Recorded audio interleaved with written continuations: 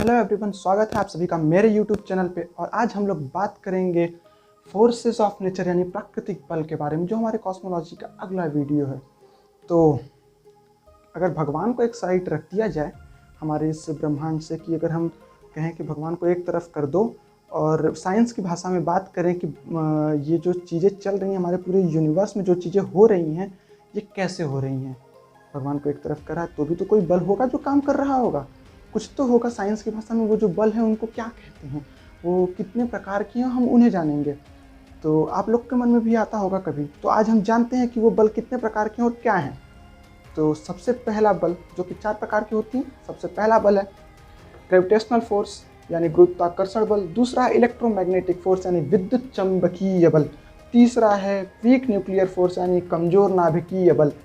चौथा है strong nuclear force यानी प्रबल नाभिकीय बल। अब ये क्या है, इसको हम आराम से डिटेल में जानते हैं। ग्रेविटेशनल फोर्स क्या होता है, अब हम इसके बारे में जानेंगे। तो सबसे पहले जान लेते हैं कि इसको खोजा किसने था। आप लोग नॉर्मली आज की हमारी किताबों में पढ़ते होंगे कि ग्रेविटेशनल फोर्स को खोजा है आइजैक न्यूटन ने। पर अगर हम बात करें हमारे हिंदुस्तान की, तो आइजैक न्यूटन से भी 500 साल पहले 1150 में खोज लिया था भास्कराचार्य, यानी हमारे साइंटिस्ट भास्कराचार्य बहुत बड़े मैथमेटिशियन थे। इन्होंने खोजा था, जिसे इन्होंने नाम दिया था सिद्धांत शिरोमणि। न्यूटन ने 1687 में खोजा था, उनके भी 500 साल बाद, और आज हम उन्हें जानते हैं। गुरुत्वाकर्षण बल बहुत ही कमज़ोर बल है, मतलब बहुत ही इतना हल्का है कि हमें पता तक नहीं चलता है। अगर हम रोज़ ज़िंदगी में चल रहे हैं तो हमें जल्दी ध्यान नहीं आता है कि क्या हम किसी बल के कारण रुक रहे हैं या कुछ हो रहा है। पर यह बहुत ही कमज़ोर बल होता है। और मैं आप लोगों को बता दूं कि ये बहुत ही लॉन्ग रेंज, मतलब बहुत दूर तक काम करता है। जैसे कि सूरज को देख लीजिए, सूरज से हम धरती से इतनी दूर हैं फिर भी यहाँ तक काम करता है। ये धरती ही क्या, ये प्लूटो जितने दूर एक ग्रह तक भी काम करता है। लेकिन इसका जो ताकत होता है बहुत कम होता है। अगर यही ताकतवर फोर्स होता तो अब तक किसी खींच लिया होता है हमारी धरती को या किसी ग्रह को अपने अंदर। मैं आप लोगों को बता दूं कि जो ग्रेविटेशनल फोर्स होता है ये काम करता है जैसे कि किसी चीज़ का द्रव्यमान यानी मास ज़्यादा है तो उसकी ग्रेविटेशनल फोर्स यानी गुरुत्वाकर्षण बल ज़्यादा होगी, और अगर किसी चीज़ का कम है तो उसकी गुरुत्वाकर्षण बल कम होगी। जैसे कि अगर हम इन्हें अलग कर दें, यह ज़्यादा बड़ा है, इसके पास ज़्यादा मास है, द्रव्यमान है, और इसके पास कम है, तो इसका द्रव्यमान जो है, ये इसका जो ग्रेविटेशनल फोर्स है ये ज़्यादा होगा और इसका कम होगा। लेकिन जो ग्रेविटेशनल फोर्स है ये अट्रैक्टिव फोर्स है, यानी एक दूसरे की तरफ आकर्षित करता है एक दूसरे को। तो दोनों, जब ये बल दोनों का निकाला जाएगा तो दोनों का आकर्षण एक साथ जोड़ के निकाला जाता है कि कितना बल लग रहा है।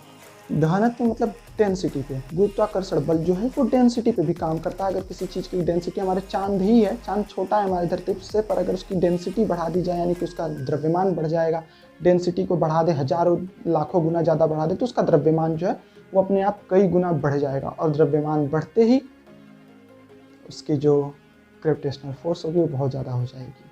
जैसे एग्जाम्पल में आप ब्लैक होल ले सकते हैं, बहुत ही छोटा होता है, हमारी धरती से भी छोटा होता है, पर उसका द्रव्यमान इतना ज़्यादा हो जाता है क्योंकि उसका घनत्व तो बहुत ज़्यादा होता है, इतनी ज़्यादा कि प्रकाश को भी आर पार नहीं होने देता। अब बात करेंगे हम लोग इलेक्ट्रोमैग्नेटिक फोर्स के बारे में, यानी कि विद्युत चुंबकीय बल। ये जो बल है ये काम करता है केवल विद्युत आवेशित कणों पे, यानी कि इलेक्ट्रिकली चार्ज्ड पार्टिकल्स पे। अब ये क्या होते हैं, जैसे इलेक्ट्रॉन्स, प्रोटॉन, और जो अनचार्ज पार्टिकल्स होते हैं जैसे ग्रेविटॉन्स, उन पे ये काम नहीं करते हैं। ये केवल चार्ज पार्टिकल्स पे काम करते हैं। और ये जो होता है, ये अगर 2 पॉजिटिव चार्जेस है, मतलब ये अट्रैक्टिव और रिपल्सिव दोनों होता है, यानी आकर्षित और प्रतिकर्षित बल होता है। अगर 2 समान चार्ज मिल जाए, यानी पॉजिटिव पॉजिटिव एक दूसरे को दूर ढकेलेंगे, नेगेटिव नेगेटिव एक दूसरे को दूर ढकेलेंगे। और अगर बात करें नेगेटिव और पॉजिटिव चार्जेस की, तो ये एक दूसरे के पास आएंगे। और ये जो बल है, यानी ये ईएमएफ बल, ये 10 के पावर 42 टाइम्स ज़्यादा ताकतवर होता है, यानी 1 के बाद 42 शून्य और जोड़ दीजिए, उतना ज़्यादा ताकतवर होता है ग्रेविटेशनल फोर्स से। यही बल है जिसके कारण, इसी फोर्स के कारण जो चिड़ियाँ होती हैं वो उड़ती हैं हवा में, इसी फोर्स के कारण आपका एरोप्लेन हवा में उड़ रहा होता है। और कोई भी सॉलिड ऑब्जेक्ट अपने, अगर जैसे कि ये है, ये सिलेंड्रिकल शेप में है, तो ये सिलेंड्रिकल शेप में होने का कारण इलेक्ट्रोमैग्नेटिक फोर्स ही होता है। और सबसे बड़ी बात यह है कि ज़्यादातर जो चीज़ें होती हैं, इससे बड़ी ऑब्जेक्ट जैसे पृथ्वी, सूरज, इन चीज़ों में जो पॉजिटिव और नेगेटिव चार्जेस होते हैं ये समान होते हैं, इसीलिए आपस में कैंसिल होते हैं, बहुत ही कम मात्रा में बचता है और उनका प्रयोग, उनका यूज़ हम लोग नेविगेशंस में या चिड़िया अपने भी नेविगेशन में करती हैं। अब बात करेंगे हम लोग वीक न्यूक्लियर फोर्स की, यानी कमज़ोर नाभिकीय बल की। ये जो होता है ये बहुत ही शॉर्ट रेंज फोर्स होता है, यानी इसका जो रेंज है 10⁻⁻15 मीटर, यानी ये बस एक इलेक्ट्रॉन, एक एटम के अंदर तक ही रह जाता है, उसके बाहर नहीं आता। ये काम करता है पार्टिकल डिकेज में। पार्टिकल डिके का मैं एक एग्जांपल देता हूँ, हालांकि ये काफ़ी साइंटिफिक हो जाएगा। जैसे एक न्यूट्रिनो चीज़ होती है, ये जब कभी न्यूट्रॉन के पास चला जाता है तो ये न्यूट्रॉन को प्रोटॉन में चेंज कर देता है और खुद न्यूट्रिनो जो होता है वो इलेक्ट्रॉन में कन्वर्ट हो जाता है।